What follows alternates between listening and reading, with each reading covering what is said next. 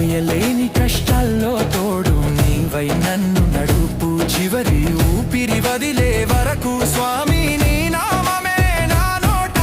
కొండలు ఎక్కుతూ దెబ్బలు తగిలిన రాళ్లను తాకుతూ పదములు యుద్ధం చేస్తూ ముందుకు కదిలేను